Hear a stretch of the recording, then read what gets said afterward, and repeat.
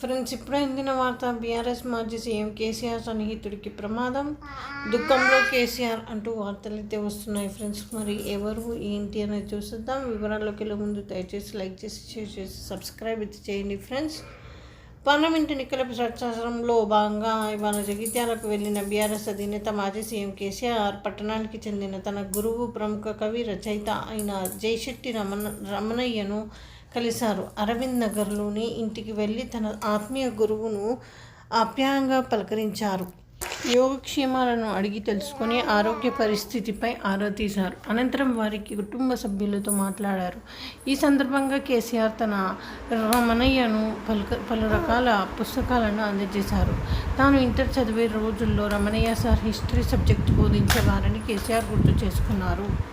ఇదే కేసీఆర్ గొప్పతనం అంటే. ఎందుకంటే పూర్వ గురువులని ఈ మధ్య ఎవరు చూస్తున్నారండి ఈ కాలంలో. సో అదండి. Thanks for watching.